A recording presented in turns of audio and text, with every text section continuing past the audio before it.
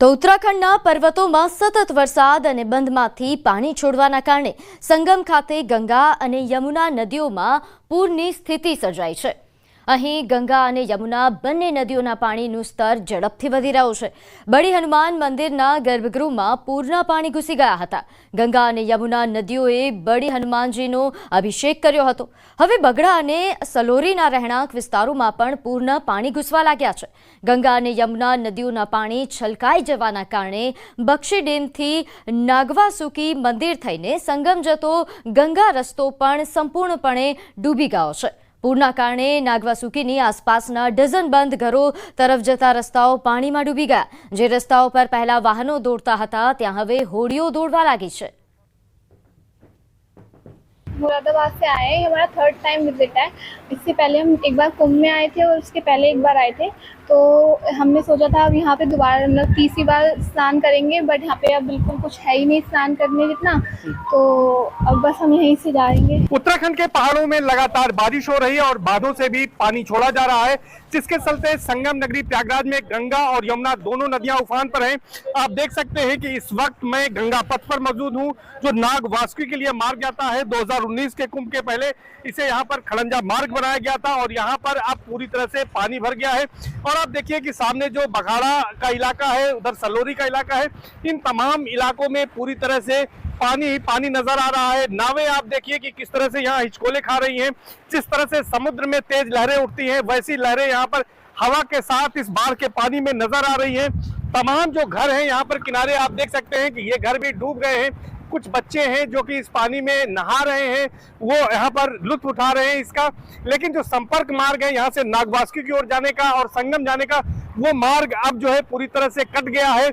यानी कि जिस सड़क पर पहले मोटर गाड़ियां फर्राटा भरती थी, वहां अब नावें चल रही हैं और नावों के जरिए यहाँ पर लोग जाते हैं या दूसरी तरफ से घूम कर वो संगम तक जा सकते हैं। फिलहाल अभी बाढ़ जो है वो 24 घंटे सिंचाई विभाग के कंट्रोल रूम से उसको मॉनिटर किया जा रहा है और जिस तरह से बांधों से पानी छोड़ा गया है उसके मुताबिक अभी आने वाले दिनों में जल स्तर और बढ़ने की संभावना है, जिसको लेकर जिला प्रशासन पूरी तरह से अलर्ट मोड में है।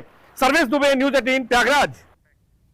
तो जीआईडीसी कौभांड अंगेना न्यूज़ 18 अहेवालनी असर जीआईडीसीना इंचार्ज एंजीनियर रमेश भगोरानो कार्यकाल समाप्त करायो। न्यूज़ 18 प्रसारित करेला जीआईडीसी कौभांडना अहेवाल बाद भगोराने एक्सटेंशन नहीं, जीआईडीसी में नवा मुख्य इंजीनियरनी नियुक्ति कराई। राज्य सरकारे जीआईडीसीना मुख्य इंजीनियर तरीके हीरालाल रूपजीभाई मेणातनी निमणूक करी। नोंधनीय છે કે સીએમના મુખ્ય સલાહકાર એસએસ રાઠોડની ભલામણથી આ નિમણૂક કરાઈ છે। હીરાલાલ મેણાથ માર્ગ અને મકાન વિભાગના નિવૃત્ત મુખ્ય ઇજનેર છે। એસએસ રાઠોડ પર આરએનડીના વડા રહી ચૂક્યા છે। નિવૃત્તિ બાદ કરાર આધારિત નિયુક્તિ અપાઈ। 1 વર્ષ માટે આ નિયુક્તિ અપાઈ છે। तो रमेश भगोरानो कार्यकाल समाप्त કરી દેવામાં આવ્યો। ન્યૂઝ 18ના અહેવાલની ધારદાર અસર જીઆઈડીસીના નવા મુખ્ય ઇજનેરની પણ નિયુક્તિ કરી દેવામાં આવી છે। હીરાલાલ રૂપજીભાઈ મેણાતની નિમણૂક, જેને લઈને વધુ વિગત સાથે આપણી સાથે સંવાદદાતા ગીતા જોડાઈ ગયા છે। ગીતા, શું વધુ વિગત આ મામલે? जी 2 દિવસ પહેલા જીઆઈડીસીના કૌભાંડને લઈને અને એ કૌભાંડ ચીફ એન્જિનિયર રમેશ ભગોરાના કાર્યકાળમાં થયું લઈને ન્યૂઝ 18 જે સરકારી ઓડિટર્સ છે તેના ઓડિટ રિપોર્ટ સાથે 550 કરોડના કૌભાંડનો પર્દાફાશ કર્યો હતો અને ફાઇનલી આ મુદ્દે સરકાર હરકતમાં આવી છે।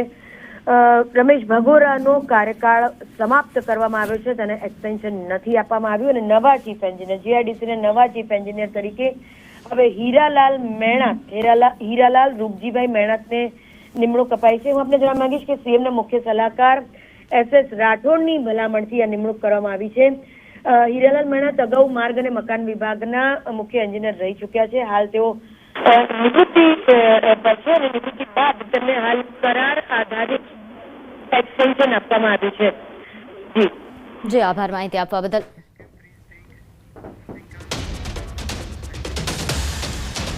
તો હવે વાત શું સાબરડેરીનો વિરોધ શાંત પડશે?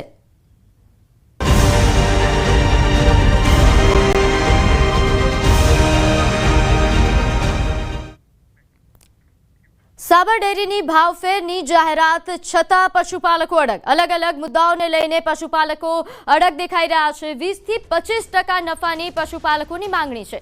જ્યાં સુધી 20% ભાવફેર નહીં થાય ત્યાં સુધી આંદોલન યથાવત રહેશે। આ ઉપરાંત ધરપકડ કરાયેલાઓની મુક્તિની પશુપાલકો માંગ કરી રહ્યા છે। ભાવફેરના વિરોધની મોટી અસર, માત્ર 2 દિવસમાં જ 60% દૂધની આવક ઘટી ગઈ છે। 25 લાખ લીટર દૂધની આવક ધરાવે છે સાબર ડેરી, પરંતુ હવે માત્ર 11 લાખ લીટર દૂધ જ આવે છે।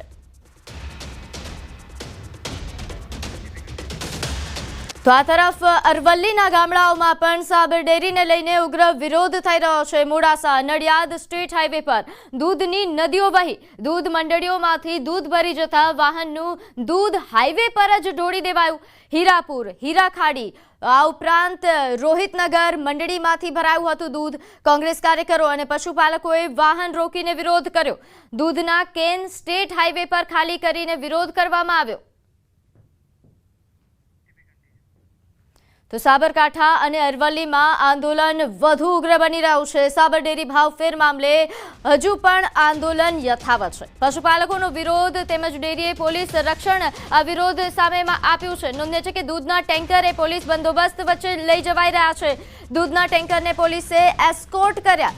ઘણી જગ્યાએ ટેન્કર રોકીને દૂધ રોડ પર ઢોળી દેવાય છે, જેના કારણે આ વ્યવસ્થા કરાઈ। નોંધનીય છે કે સાબર ડેરી દ્વારા દૂધ પરિવહનની આ વ્યવસ્થા કરવામાં આવી છે।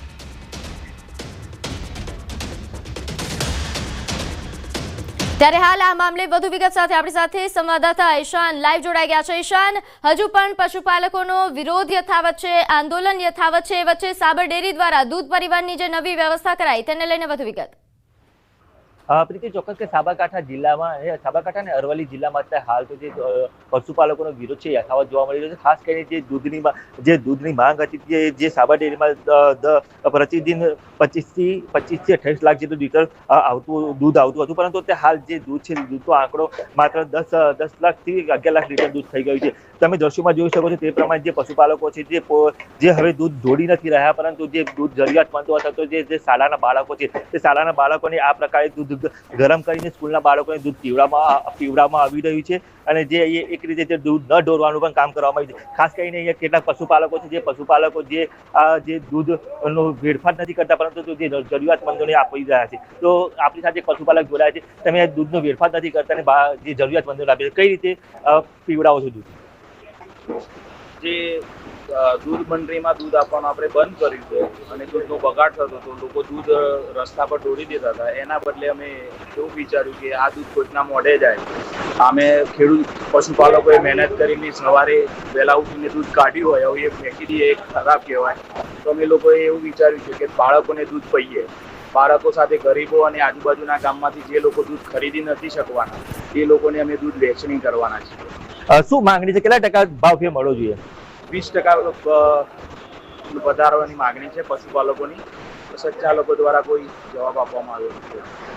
પ્રીતિ, ચોક્કસ કે અત્યારે હાલ તો જે 20% જે માંગ છે, જે માંગ અડગ રહી છે, જેના કારણે અત્યારે હાલ જે પશુપાલકો છે જે દૂધ જોડતા નથી, પણ અત્યારે હાલ જે જરૂરતમંદોને અને શાળાના બાળકોને પીવડાવી રહ્યા છે। જી પ્રીતિ। જી ઈશાન, આભાર। આ ઉપરાંત ઈશાન, એ પહેલા આપણે આભાર, આપ અમારી સાથે જોડાયેલા રહેજો, માહિતી આપની પાસેથી મેળવતા રહેશું। પરંતુ હાલ જે મહત્વના સમાચાર છે, સાબર ડેરી દ્વારા વિરોધ વચ્ચે દૂધ પરિવહન વ્યવસ્થા ગોઠવાઈ છે। જે દૂધના ટેન્કરોને રસ્તા પર રોકીને દૂધ ઢોળી દેવામાં આવતું હતું તેની જગ્યાએ હવે તેમને વ્યવસ્થા સાથે, સુરક્ષા સાથે મોકલવામાં આવે છે।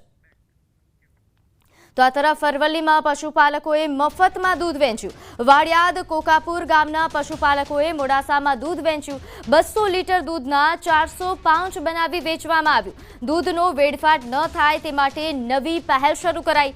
મોડાસા પેલેટ બાયપાસ પાસે વહેંચવામાં આવ્યું આ દૂધ। પશુપાલકોએ એકઠું કરેલ દૂધ એ મફતમાં વેચવામાં આવ્યું।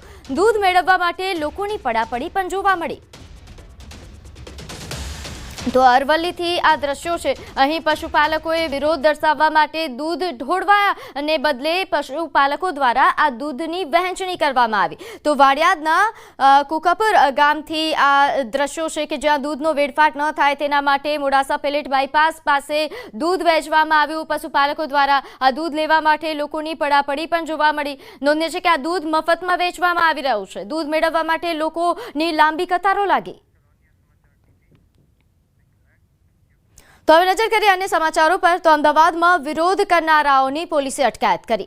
આનંદનગર ગોપાલ આવાસમાં જનતાએ રેડ બાદ ઢોલ વગાડ્યા. ઢોલ વગાડી સ્થાનિકોએ રસ્તા પર વિરોધ કરતા પોલીસે સ્થાનિકોની અટકાયત કરી. આ વિસ્તારમાં દારૂ વેચાતો હોવાની જાણકારીના આધારે ગઈકાલે રેડ કરવામાં આવી હતી. જોકે તપાસ દરમિયાન કંઈ મળી આવ્યું નહોતું.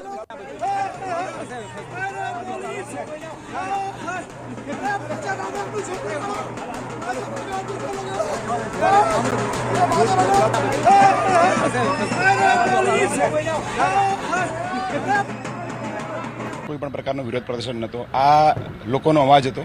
અમે લોકોને જે ડરીને વર્ષોથી બેઠા છે, 10 વર્ષથી ડરીને બેઠા છે, 70 થી 80 બહેનો અહીંયા આગળ દારૂના કારણે એમના પતિને ખોઈ બેઠી છે, વિધવા થઈ ગઈ છે. એ વખતે જે સ્થાનિક લોકો હતા એ ભેગા થયેલા ને એમની રજૂઆત થઈ અને ત્યાં કોઈ જનતા રેડ નહીં પણ એમની રજૂઆત આધારે પોલીસે જઈને ત્યાં રેડ કરેલી અને એ રેડમાં કંઈ ગુને કે દેશી દારૂ મળેલું નહીં. ત્યાં અગાઉ જે વેચનારા વિરુદ્ધમાં બી આપણે પ્રોહિબિશનના ગુના દાખલ કરેલા છે. તો રેડ બાદ જનતાએ ઢોલ વગાડીને વિરોધ કર્યો, પરંતુ સ્થાનિકોની પોલીસ દ્વારા અટકાયત કરવામાં આવી. નોંધ્ય છે કે જેઓ રેડ કરવા જ્યાં પહોંચ્યા હતા ત્યાં દારૂ નહોતું મળી આવ્યું. તો આ દ્રશ્યો છે સ્થાનિકોની અટકાયતના. અમદાવાદથી આ દ્રશ્યો કે અહીં આ લોકો દ્વારા, સ્થાનિકો દ્વારા અહીં દારૂ વેચાવાની ફરિયાદને લઈને તેઓ રેડ પાડવા માટે પહોંચ્યા હતા, પરંતુ પોલીસ ત્યાં આવી પહોંચી અને સ્થાનિકોની અટકાયત કરવામાં આવી. અહીં રેડ બાદ જનતાએ ઢોલ પણ વગાડ્યા હતા અને જે બાદ તેમના ઉગ્ર વિરોધના કારણે પોલીસે આ કાર્યવાહી કરવી પડી.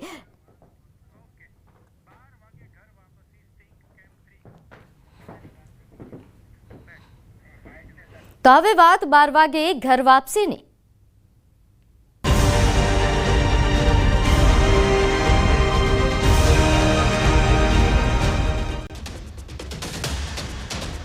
બનાસકાંઠાના દાંતા તાલુકાના મોટા પીપોદરા ગામના 300 જેટલા લોકોનું પુનર્વસન કાર્યક્રમ યોજાશે. વિરાન બનેલી જગ્યા ફરી ધબકતી થશે. મોટા પીપોદરા ગામ ફરી હરિયાળું બનશે. ગૃહ રાજ્યમંત્રી હર્ષ સંઘવી કોદરવી કોમના 300 સભ્યોને એક સાથે પોતાના ગામમાં ફરી પુનર્વસન કરાવશે. આ પરિવારો 8.5 હેક્ટર જેટલી જમીન છોડીને ગયા હતા. તે police district inspector land record સાથે પરત કરાશે. કુલ 29 પરિવારના 300 સભ્યોને પોતાની ઓળખ મળશે. તો આ દ્રશ્યો છે. નોંધે છે કે 12 વર્ષ બાદ ઘર વાપસી થવાની છે. મોટા પીપોદરા ગામ એ ફરી હરિયાળું બનશે, કારણ કે અહીં સ્થાનિકો ફરી વાપસ આવશે, ફરી ઘર વસવાટ કરશે. જે લોકો જમીન છોડીને ગયા હતા તેમને તેમની જમીન ફરી વાપસી કરવામાં આવી રહી છે. રાજ્યમંત્રી હર્ષ સંઘવી દ્વારા ઘર વાપસી કરાવવામાં આવશે. નોંધે છે કે આ પરિવારો 8.5 હેક્ટર જેટલી જમીન છોડીને ગયા હતા અને તે police district inspector land record સાથે પરત કરવામાં આવશે. કુલ 29 પરિવારના 300 સભ્યોને પોતાની ઓળખ પાછી મળશે અને તેઓ પોતાના ઘરે પાછા વળશે અને ત્યારે આ મોટા પીપોદરા ગામના લોકોની આજે ઘર વાપસી. ચડોતરું પ્રથા જે છે તેની નાબૂદી થાય અને તેના કારણે થઈને જે લોકોનો સામાજિક અને આર્થિક બહિષ્કાર થાય છે તેને કઈ રીતે બંધ કરાવવો, અને આવા જ એક પ્રસંગમાં જેમાં 300થી વધારે લોકો વિસ્થાપિત થયા હતા, 8.5 લાખ હેક્ટરથી વધારે જમીન એમની વહી ગઈ હતી, એ લોકોને એ જ જગ્યાએ પાછા લઈ આવી, પુનર્વસન કરાવી અને આદિવાસીની આ એક કુલ પ્રથા કે જેમાં કંઈ ચડોતરું હોય છે તેને બંધ કરવા માટે તમામ આદિવાસી સમુદાયના પંચોની સાથે મીટિંગ અને તમામ આવા લોકોને પુનર્વસનનો કાર્યક્રમ છે. તો ચડોતરું પ્રથાના કારણે આ પરિવારો જમીન છોડીને ગયા હતા, પરંતુ ફરી હવે ઘર વાપસી થશે.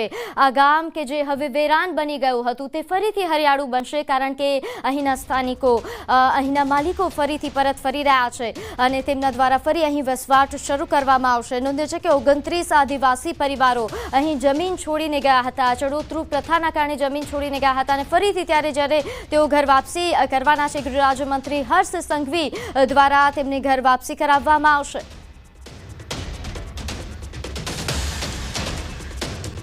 તો પંચમહાલના ઘોગંબાના રણજીત નગર ગ્રામ પંચાયત નજીક બગીચા પાસે ફાયરિંગની ઘટના સામે આવી. અહીં ગામના ડેપ્યુટી સરપંચ અને ઘોગંબા તાલુકા ભાજપ કિસાન મોરચાના પ્રમુખ મિત્તલ પટેલ પર બાઇક લઈ આવેલા અજાણ્યા ઇસમો દ્વારા એક રાઉન્ડ ફાયરિંગ કરીને તેઓ ફરાર થયા હતા. સદનસીબે ફાયરિંગની ઘટનામાં મિત્તલ પટેલનો આબાદ બચાવ થયો. ફાયરિંગ કેમ અને કોના દ્વારા કરાયું એ હજુ અસ્પષ્ટ છે. પોલીસ દ્વારા ફરિયાદ નોંધવાની કાર્યવાહી હાથ ધરાઈ. તો જૂની અદાવતમાં રાજકોટમાં જીપ માથે ચડાવી હત્યાનો પ્રયાસ કરાયો. લાઈવ હત્યાના હચમચાવી નાખનારા દ્રશ્યો રાજકોટના છે. અહીં વાહન અકસ્માતની જૂની વાતનો ખાર રાખી જીપમાંથી ચડાવી હત્યા કરવાનો પ્રયાસ કરાયો. શહેરના કુવાડવા પાસે નવા ગામના આણંદપર ગામે રહેતા નરેશ ઠાકોર નામના શખ્સ અને ગભરૂ સાસકિયાના ભાઈ શૈલેષ વચ્ચે અગાઉ બોલાચાલી થઈ. વાહન અથડાવા જેવી બાબતે બોલાચાલી થઈ, જેનો ખાર રાખીને નરેશ ઠાકોરે બોલેરો જીપ લઈને આવ્યો. એક વ્યક્તિ પર સ્કૂટર લઈને આવતો તેના પર બોલેરો ચડાવી દીધી હતી. આ અંગે નરેશ ઠાકોર સામે પોલીસ ફરિયાદ નોંધાવી છે. તો ભાવનગર શહેરમાં ફરી અસામાજિક તત્વોનો આતંક સામે આવ્યો. અહીં ચવડી ગેટ વિસ્તાર પાસે 3 યુવકોએ મહાનગરપાલિકાના ડ્રેનેજ વિભાગની ગાડી સળગાવી. નજીવી બાબતે થયેલી બોલાચાલીમાં ડ્રેનેજ વિભાગની ગાડી પર પેટ્રોલ છાંટીને આગ લગાવવામાં આવી. સદનસીબે ગાડીમાં રહેલ ડ્રાઈવરે જીવ બચાવી કૂદી ગયો. ફાયર વિભાગે ઘટના સ્થળે પહોંચી પાણીનો છંટકાવ કરી આગ કાબૂમાં લીધી. સમગ્ર ઘટનાના સીસીટીવી ફૂટેજ પણ સામે આવ્યા. આજે હું ગાડી લઈને અમારા શેઠનો ફોન આવ્યો કે ગાડી નવાપરામાં મૂકવા જવાની છે. તો 3 જણ આવ્યા. ગૌતમ છે નામ એમનું, ગૌતમ પરમાર, સુભાષનગર રહે છે. એની હારે 2 કોઈ ભાઈ હતા. એને એમ કે તારે માથાકૂટ કરવી છે, તું કેમ ગાડી રાખીને એમ કરીને સીધું પેટ્રોલ નાખ્યું. તો રાજકોટમાં જૂના ઝઘડાનો ખાર રાખીને કારમાં તોડફોડ. રાજકોટમાં ગુંડાઓ કેટલી હદે બેફામ બન્યા છે તે જુઓ. શહેરના જંગલેશ્વર વિસ્તારમાં મહોરમ સમયે થયેલા ઝઘડાનો ખાર રાખીને લુખ્ખાઓએ રેસ્ટોરન્ટ સંચાલક યાસીન સુહાનીની કારમાં તોડફોડ કરી. કુખ્યાત આરોપી સમીર ઉર્ફે મુરઘો સહિત 7 થી 8 શખ્સોએ તોડફોડ કરી. દ્રશ્યમાં જોઈ શકાય છે કે 2 થી 3 શખ્સ ધોકા લઈને આવે છે અને યાસીનની કાર પર તૂટી પડે છે. કારના કાચ પણ તોડી નાખે છે. ભક્તિનગર પોલીસે ગુનો નોંધી વધુ તપાસ શરૂ કરી. તો બીજી તરફ ભાવનગરમાં પણ લુખ્ખાઓએ 3 કારના કાચ ફોડ્યા. ભાવનગરમાં લુખ્ખાઓના ત્રાસ દિવસે ને દિવસે વધી રહ્યા છે. જાણે પોલીસનો કોઈ ડર ન હોય તે રીતે સુભાષનગરમાં રાત્રે વાહનોમાં તોડફોડ કરી હતી. સુભાષનગરના રાજપૂતવાડામાં અસામાજિક તત્વો ત્રાટક્યા હતા. આડેધડ પથ્થરના ઘા ઝીકી 3 થી વધુ કારમાં તોડફોડ કરી હતી. કારના કાચ તોડી ફરાર થઈ ગયા હતા. આ અંગેની જાણ સોસાયટીના રહીશોને થતા લોકો ડરી ગયા હતા. પોલીસને ફરિયાદ કરી હતી. અંબાજી પંથકમાં પાણીનો પ્રશ્ન ઉઠ્યો છે. સરકાર દ્વારા અંબાજી પંથકમાં અનેક જગ્યાએ પાણીના જળ સંચય માટે વિવિધ ચેકડેમો બાંધવામાં આવ્યા, પરંતુ હાલમાં મહત્તમ ચેકડેમો તૂટેલી હાલતમાં છે, જેના કારણે ચોમાસામાં પડી રહેલા વરસાદના પાણીનો સંગ્રહ થવાને બદલે વહી જાય છે. ચેકડેમો તૂટેલી હાલતમાં હોવાના કારણે ખેડૂતો ફક્ત એક જ સિઝનનો પાક લઈ શકે છે. જો ચેકડેમ મજબૂત હોય તો ખેડૂતો 3 સિઝનનો પાક લઈ શકે તેવું ખેડૂતોનું કહેવું છે. દાંતા તાલુકા પંથકમાં મહત્તમ ચેકડેમો જંગલ વિસ્તારમાં બનેલા છે, પણ તેમાં પાણી ભરાવવાના બદલે તમામ ચેકડેમોમાં માટી ભરાઈ જતા પાણી ભરાતું નથી, જેથી માટીથી ભરેલા ચેકડેમોને ડિસલિસ્ટિંગ કરવામાં આવે તો ફરી આ ચેકડેમોમાં વરસાદી પાણી ભરાઈ જાય. અંદર 5 થી 6 ચેકડેમો બનાવેલા છે. એમની અંદર એક બી તૈયાર નથી, બધા તૂટી ગયેલા છે. અત્યારે ચેકડેમના બધા તૂટેલાના કારણથી અમારે પાણી બધું ખેતરની અંદર આવે છે, એટલે વ્યવસ્થિત બોધેલા હોય તો ખેતરોમાં ધોવાણ ના થાય. ફોરેસ્ટ વિભાગ અને અન્ય કોઈ સંસ્થા દ્વારા ચેકડેમો જે બનાવેલા છે તે કદાચ ડિસેટ થઈ ગયા હોય તો એને ડિસેટિંગ કરવાનું થાય.